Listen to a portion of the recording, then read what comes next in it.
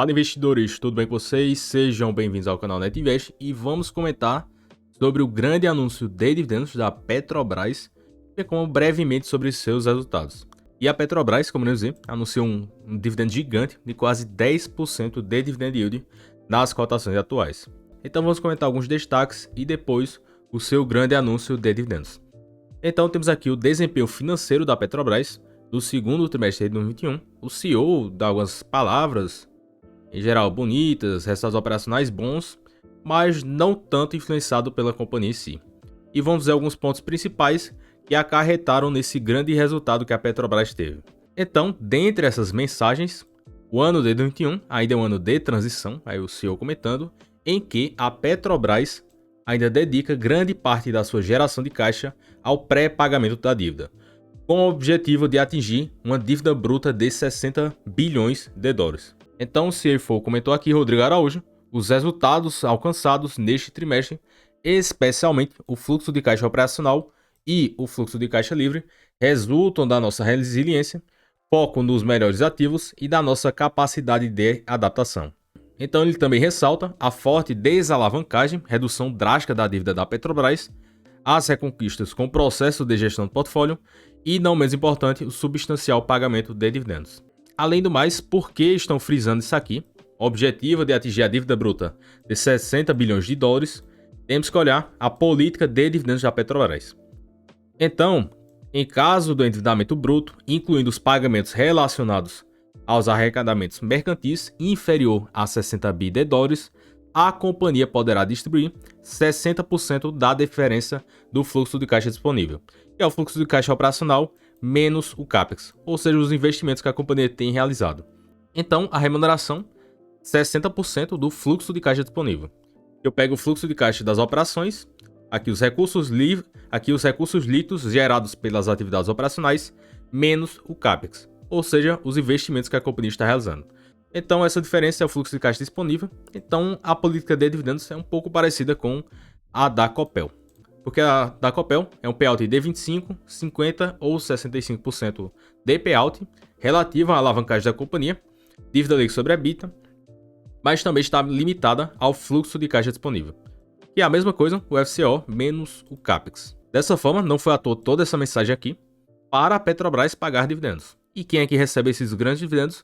O governo federal, que é o acionista majoritário. Então, esse foi um dos motivos que eles estavam buscando reduzir drasticamente a sua dívida. A última linha, que fica um pouco incerta, relativa à Petrobras, trabalharemos para fazer com que esse payout seja mais consistente ao longo dos anos. Mas quem olha aí um horizonte de 5, 10 anos, sabe os impasses que a Petrobras já teve no passado. Então, é uma empresa que tem uma governança muito duvidosa, muitas interferências sobre a companhia, e que hoje é uma companhia muito barata para os resultados que ela está gerando no momento. Mas a pergunta é, será que são sustentáveis ao longo do tempo? Iremos mencionar alguns fatores. Então, alguns destaques aqui do segundo TRI. EBITDA ajustado, 62 bilhões, 26,5%, acima do trimestre anterior, aqui o primeiro TRI de 21.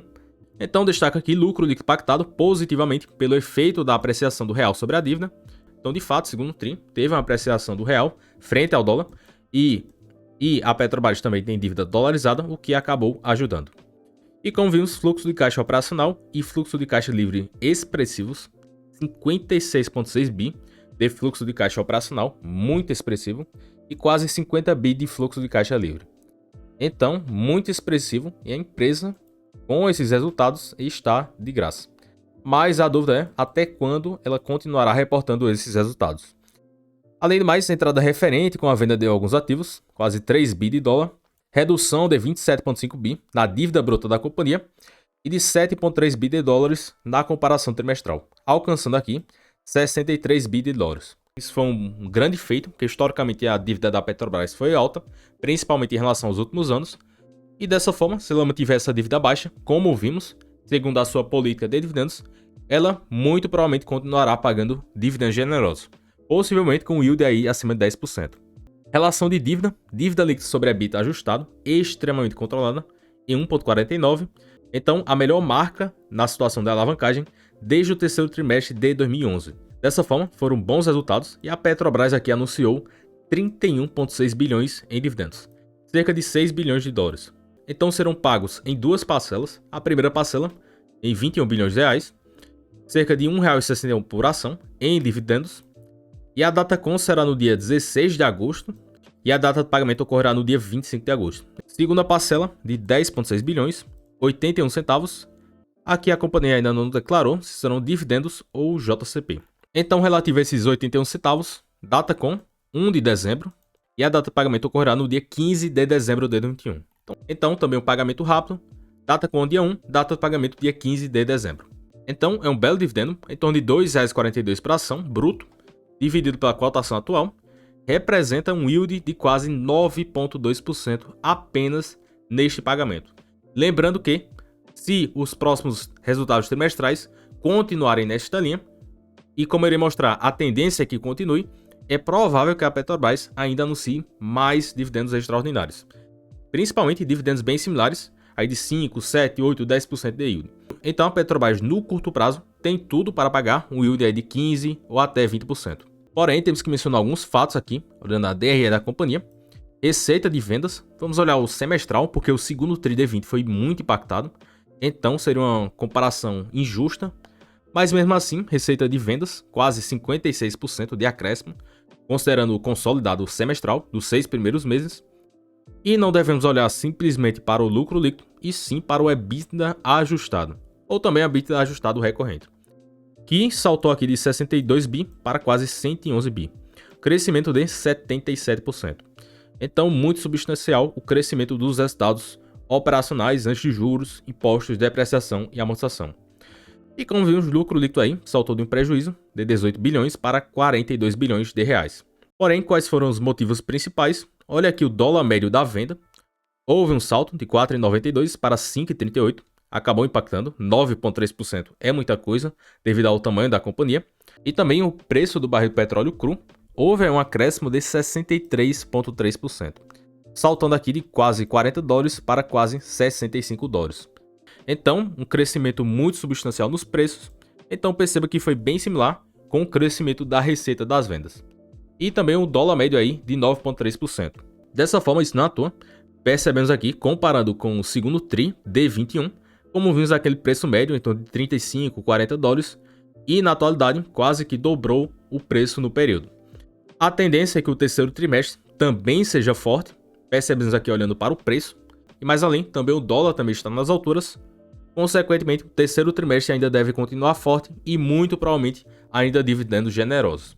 Mas com a bronca da Petrobras, há mais de anos, muitas interferências sobre a companhia. Então, no começo aí do ano, aqui março de 2021, intervenção de Bolsonaro na Petrobras custou cerca de 400 bilhões de reais.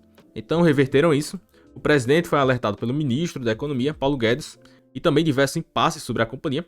Reajusta aí o preço, pede para diminuir e fica todo esse controle sobre a companhia. Quem quer investir em estatal tem que entender dos riscos que está passando, principalmente aí da Petrobras, que tem um péssimo exemplo nos últimos anos. E além do mais, olhando para o exterior, ADRs da Petrobras disparam até 14% na Bolsa de Nova York após os resultados. Então, além do balanço, como vimos, quase 32 bi em dividendos relativos aos resultados obtidos em 2021. Então, comentamos aí brevemente sobre as ações da Petrobras, resultados, grandes dividendos, perspectivas futuras, todos esses impasses sobre a companhia, intervenções sobre a Petrobras. Então, há seus riscos. Hoje, a empresa está extremamente barata, mas com todos esses riscos de ingerência estatal sobre a companhia, o mercado acaba precificando forte. E não é à toa que hoje a Petrobras está cotada próximo do seu valor patrimonial. No passado já chegou a ser cotada em 0,3, mas de fato nesse período a companhia tinha uma dívida muito elevada e não estava com esses resultados bem expressivos. Então hoje a Petrobras está muito barata. Se você entender dos riscos, cabe analisar e pensar em inserir na sua carteira. Lembrando que não é recomendação de compra ou de venda nenhum ativo mencionado neste vídeo. E bem pessoal, se você gostou desse vídeo, já deixa o seu gostei e se inscreva no canal para acompanhar mais vídeos diários sobre investimentos. Então até o próximo vídeo e forte abraço!